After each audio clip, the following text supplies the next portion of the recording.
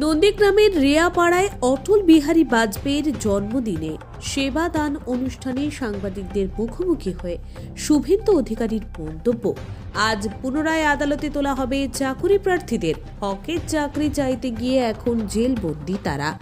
আপার প্রাইমারির চাকরি প্রার্থীরা মুখ্যমন্ত্রীর বাড়ির সামনে বিক্ষোভ দেখাতে গিয়ে গ্রেফতার হন। এই নিয়ে শুভেন্দুর মন্তব্য, আচার্য নিযুক্ত সমস্ত উপাচার্যদের গণ ইস্তফা দিতে বললেন ব্রাত্য বসু। এটা নিয়ে শুভেন্দুর মন্তব্য, অমিত শাহ এবং নাড্ডাজি কলকাতায় আসা নিয়ে আগামীকাল বৈঠকে বসতে পারেন। এটা নিয়ে মন্তব্য শুভেন্দুর। মিমিক্রি কাণ্ডে তোলপাড়ের মধ্যেই ফের উপরাষ্ট্রপতিকে নিশানা করলেন কল্যাণ বন্দ্যোপাধ্যায়। সাংবিধানিক পদে বসে শুধু আমি কি করছেন কেন, দেশকে দেখুন। কতটা ঘাড় ঝোঁকাবেন আপনি? নরেন্দ্র মোদী বা বিজেপিকে কতটা খুশি আপনি করতে চান? আপনি বলেন এই শতকে জন্মানো সবচেয়ে বড় মহাপুরুষের নাম Narendra Modi. Oiling oiling oiling, মত প্রকাশের অধিকার আমার মৌলিক অধিকার, মিমিক্রি আমার অধিকার, কেউ তা ধ্বংস করতে পারে না। জেলে পুরলেও আমার প্রতিবাদ বন্ধ হবে না। শ্রীরামপুরে শুভেন্দু অধিকারীর পাল্টা সভা থেকে এবার জগদীপ ধনখড়কে সরাসরি আক্রমণ করলেন তৃণমূল সাংসদ। লোকসভা ভোটে বিজেপি বাংলা থেকে 5টির বেশি আসন পাবে না বলেও জানিয়ে দেন শ্রীরামপুরের সাংসদ কল্যাণ বন্দ্যোপাধ্যায়। ভারতবর্ষের প্রথম অকংগ্রেসী প্রধানমন্ত্রী, যিনি তার পূর্ণ সময় কার্যকালের মেয়াদ পূর্ণ করতে পেরেছিলেন, এবং শুধু তাই নয়, তিনি আমাদের দেশ, জাতি তথা বিশ্বকে এক নতুন গতিময় এক অধ্যায় তিনি প্রদান করেছিলেন। অটলজির কার্যকলাপ সম্পর্কে বলার ধৃষ্টতা আমার নেই, তিনি অনেক বড় মহামানব।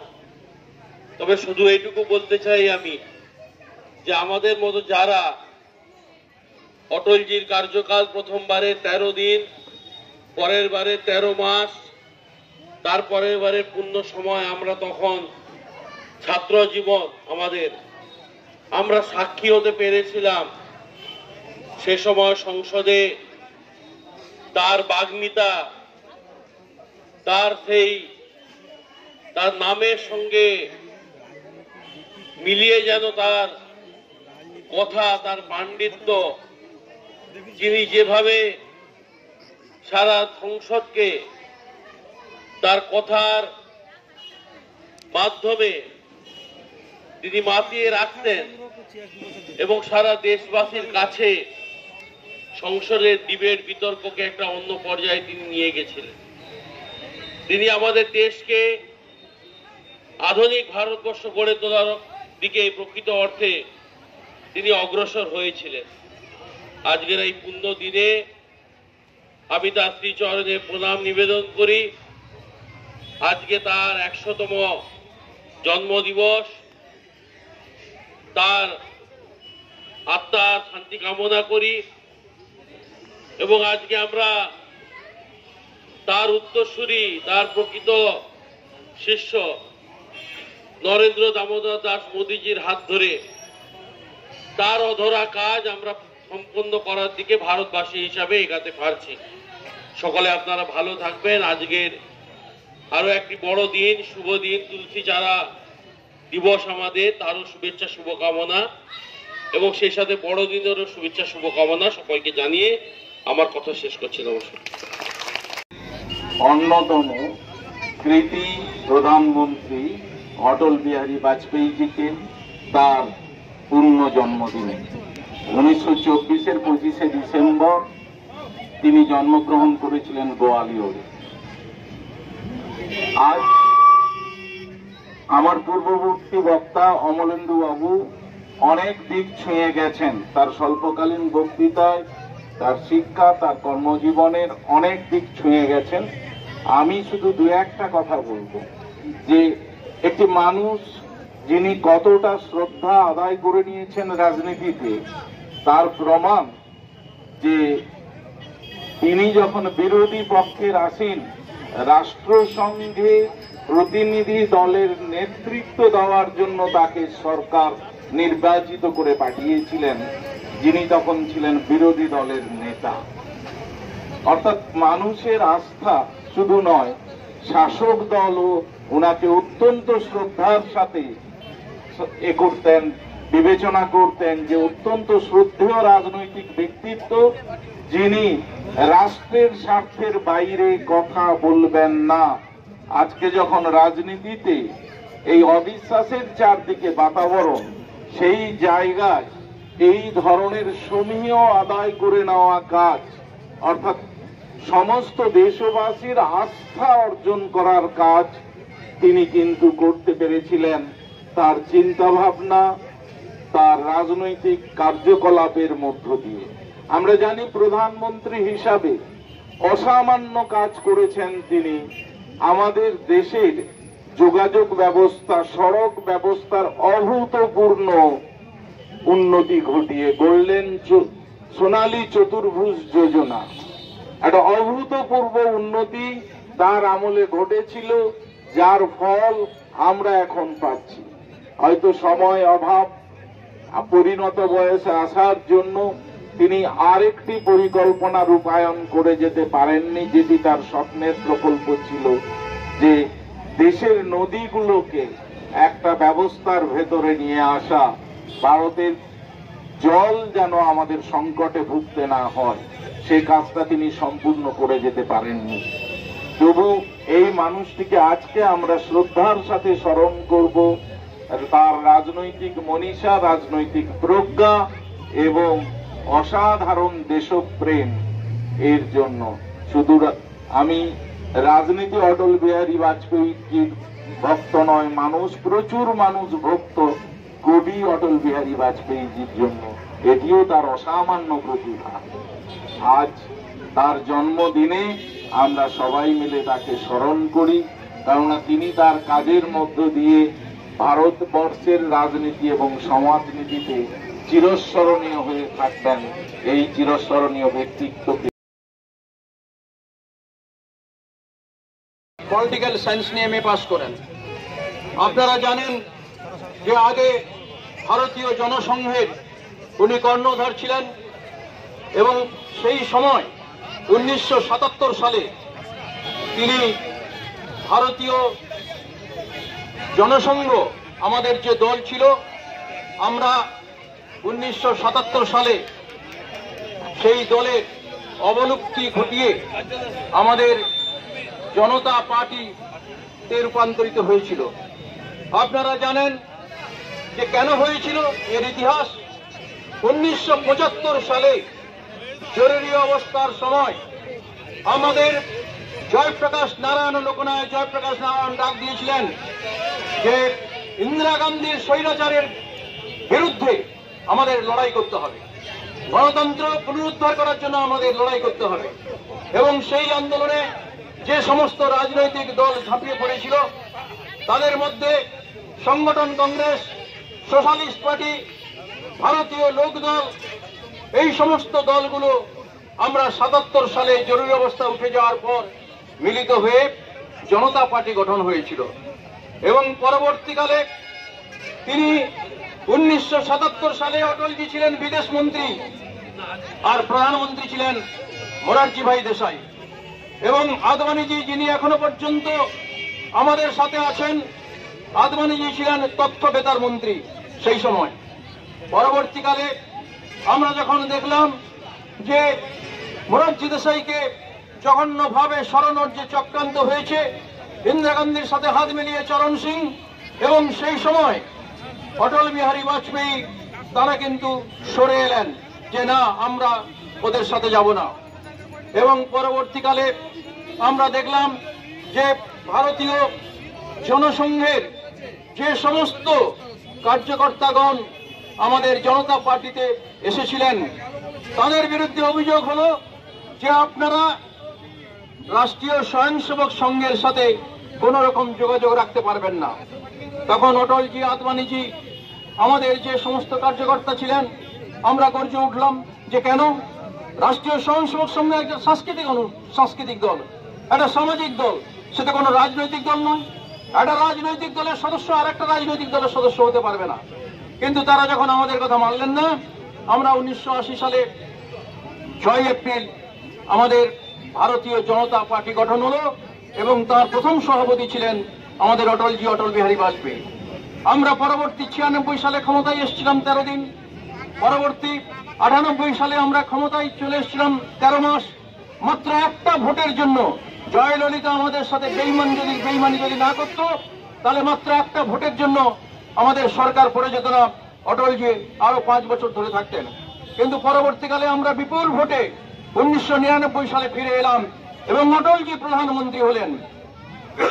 তার প্রধানমন্ত্রীর আমলে যে সমস্ত বিস্ময়কর কাজ ভারতবর্ষকে বিশ্বের সর্বতভাবে ঐশ্বর্যশালী শক্তিশালী দেশ হিসাবে পরিগণিত করার জন্য তিনি যে পদক্ষেপ নিয়েছিলেন, তার একটা কাজ হচ্ছে পোখরানে পরমাণু বিস্ফোরণ।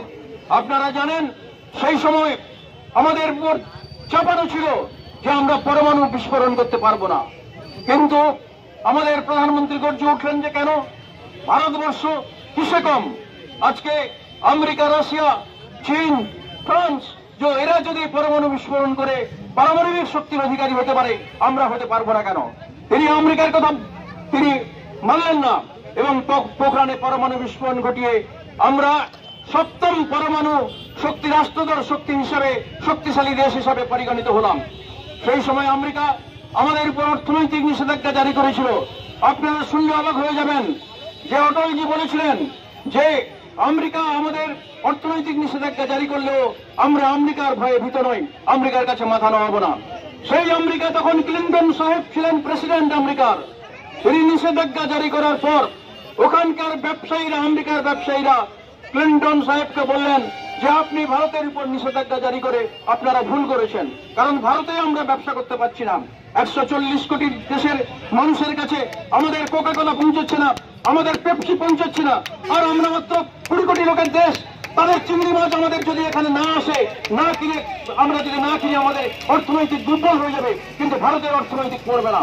তখন ক্লিন্টন অটল বিহারী বাজপেয়ীকে সাদরে আমেরিকায় নিয়ে গেছিলেন এবং শুনলে অবাক হয়ে যাবেন, কোন ভারতবর্ষের প্রধানমন্ত্রীকে রেড কার্পেট বিছিয়ে হোয়াইট হাউসে নিয়ে যাওয়া হয়নি।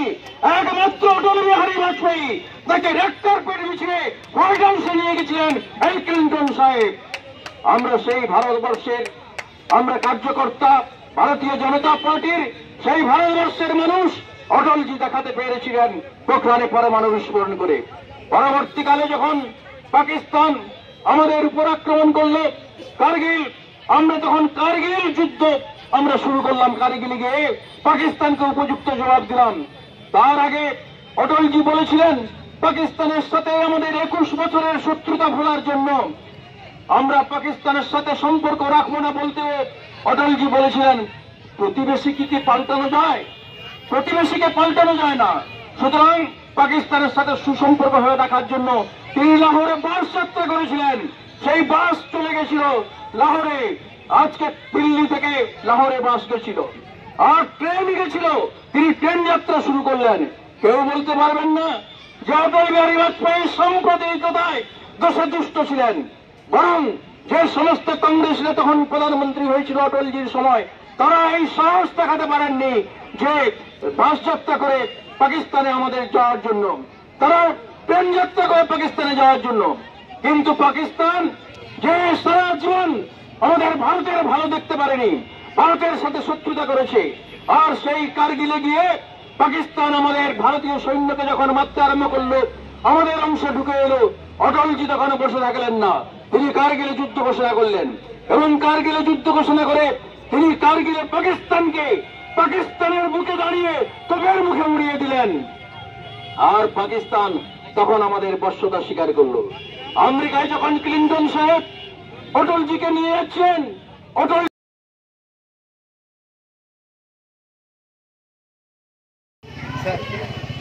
25শে ডিসেম্বর 1924 সালের আজকের দিনে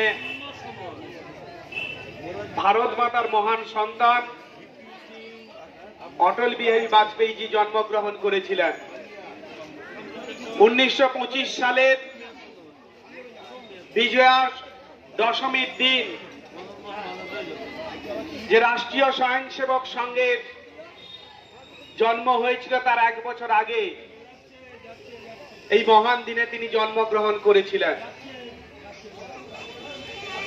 আমাদের দলের প্রিয় প্রতিষ্ঠাতা, জনসংঘের প্রতিষ্ঠাতা, 1952 সালে দেশ স্বাধীন হওয়ার পরে রাজনৈতিক ক্ষেত্রে দেশকে পুনর্গঠনের কাজে দেশ কোন পথে এগোবে তার যিনি রূপরেখা সেদিন ভেবেছিলেন, তৈরি করেছিলেন ভারত কেশরী শ্যামাপ্রসাদ মুখার্জি। তার যোগ্য শিষ্য হিসেবে তিনি কাশ্মীরে গিয়ে এক দেশ এক নিশান এক আইনের যে স্লোগান দিয়েছিলেন, সেক্ষেত্রে তার যোগ্য সহচর ছিলেন অটল বিহারী বাজপেয়ীজি। রাজনৈতিকভাবে পরাস্ত হয়ে কংগ্রেস সরকার সেদিন স্ট্রেপ্টোমাইসিনের ইনজেকশন দিয়ে ভারত কেশরী শ্যামাপ্রসাদ মুখার্জিকে হত্যা করেছিল। তার আদর্শকে, তার আত্মাকে, তার ভাবনাকে, তার চেতনাকে সারা ভারতবর্ষে পৌঁছে দেওয়ার যিনি কাজ করেছিলেন তিনি অটল বিহারী বাজপেয়ীজি। দ্বিতীয় সাধারণ নির্বাচন 1957 সাল থেকে টানা 40 বছর তিনি সংসদীয় রাজনীতিতে থেকেছেন। আর তুমুল বাগ্মিতা দিয়ে সারা ভারতবাসীকে, সংসদকে প্রতিদিন তিনি সমৃদ্ধ করেছেন। মাঝখানে 1966 সালে যুক্তফ্রন্ট সরকারের বিদেশ মন্ত্রী হয়েছিলেন। শুধু তাই নয়, ভারতবর্ষকে উপস্থাপন করার জন্য রাষ্ট্রসংঘে বক্তব্য দেওয়ার জন্য তৎকালীন কংগ্রেস সরকার তার মন্ত্রী বা নেতাদের কাউকে খুঁজে পায়নি, অটল বিহারী বাজপেয়ীজিকে পাঠিয়েছিলেন। প্রথমে 13 বছর, প্রথমে 13 দিন, সেই সময়কালে প্রধানমন্ত্রী থাকার সময় প্রতিটি ভারতবাসী, ভারতীয় জনতা পার্টির প্রতিটি কার্যকর্তার মধ্যে সেই স্বপ্ন বুনে দিয়েছিলেন যে ছোট হলেও আমরা শুরু করতে পেরেছি। তার সেই সেদিনের তৈরি করা দিগন্ত রেখা 2014 সালের প্রিয় নেতা নরেন্দ্র মোদীজি পেরোতে আমাদের স্বপ্ন দেখিয়েছেন, সাহস জুগিয়েছেন। তাই 2014 সালে ক্ষমতায় আসার পরে তার জন্মদিনকে সুশাসন দিবস হিসেবে পালন করেছেন। ভারতবর্ষের যে পরম্পরা রয়েছে, ভারতবর্ষের যে আদর্শ রয়েছে, সেই আদর্শে সুশাসন দিবস কুষাণ যুগে ছিল, মৌর্য যুগে ছিল, এবং আমাদের যে পুরাণ রামচন্দ্রের রাম রাজত্বের যে ভাবনা ভারতীয় জনতা পার্টি তার আদর্শের মধ্য দিয়ে প্রতিষ্ঠা করতে চেয়েছে, তার শুরুটা করেছিলেন অটল বিহারী বাজপেয়ীজি। তার শাসনকালে অনেকগুলো কঠিন সময় তিনি পেরিয়েছেন। স্বাধীনতার পরে বিদেশি শাসনের, বিদেশিদের রেখে যাওয়া সমস্ত আইনকে কার্যকরী করতে গিয়ে ভারতবাসীর মাথাকে নিচু করে দিয়েছিল কংগ্রেস সরকার দীর্ঘদিন শাসনকালের মধ্য দিয়ে। তিনি প্রথম এসে বললেন যে সারা ভারতবর্ষের মানুষের প্রথম প্রয়োজন স্বাস্থ্য ক্ষেত্রে উন্নয়ন। তাই তিনি সবার জন্য স্বাস্থ্যের ব্যবস্থা করেছিলেন। 1998 সালে পোখরানের পরমাণু বিস্ফোরণের মধ্য দিয়ে সারা পৃথিবীতে ভারতকে অস্ত্রে শক্তিশালী রাষ্ট্র হিসেবে উপস্থাপন করেছিলেন। এবং ভারতবর্ষের স্বাধীনতা দিবসের পর প্রতিনিয়ত সন্ত্রাসবাদী হামলাতে যখন ভারত জর্জরিত, তার অর্থনৈতিক কাঠামো সন্ত্রাসের কারণে যখন নিচের দিকে, তখন কার্গিল দিবস বিজয় অপারেশনের মধ্য দিয়ে, কার্গিলের জয়ের মধ্য দিয়ে দ্বিতীয়বার স্বাধীনতার চেতনা, দ্বিতীয়বার স্বাধীনতার স্বাদ তিনি এনে দিয়েছিলেন। পরবর্তীকালে 2014 সালে প্রিয় প্রধানমন্ত্রী দামোদরজি ক্ষমতায় আসার পরে তিনি 370 ধারা বিলোপের মধ্য দিয়ে শ্যামাপ্রসাদ মুখার্জির স্বপ্ন পূরণ শুধু করেননি, অটলজি সেই ভাবনাকে সারা ভারতবর্ষে যে ছড়িয়ে দিতে পেরেছিলেন তার সার্থক প্রমাণ দিয়েছিলেন। আমরা ভারতীয় জনতা পার্টি প্রতিষ্ঠা হওয়ার পর প্রথমে যে 3 জন জয়লাভ করেছিলেন তার মধ্যে আমাদের অটল বিহারী বাজপেয়ীজি, এবং সেই সময় রাম মন্দিরের কর সেবক হিসেবে তাদের সেই উদ্যোগের পরে আজকে আমাদের প্রিয় নেতা নরেন্দ্র মোদীজি তিনি রাম মন্দির স্থাপন, রাম মন্দিরের দ্বারোদ্ঘাটন করতে পেরেছেন। আর শুধু একটি বিষয় বাকি রয়েছে, একটি কাজ বাকি রয়েছে, শ্যামাপ্রসাদ মুখার্জির ভাবনা যে একটি দেওয়ানি নীতি থাকবে যেটা সারা ভারতবর্ষের ক্ষেত্রে একই থাকবে, সেই কাজের দিকে আমরা এগিয়েছি। 2014 সালে ক্ষমতায় আসার পরে আমরা যে 880 কোটি মানুষকে বিনা পয়সায় রেশন দেওয়ার ব্যবস্থা করেছেন মোদিজি, আজকে সুশাসনের মধ্য দিয়ে দেশ চলছে।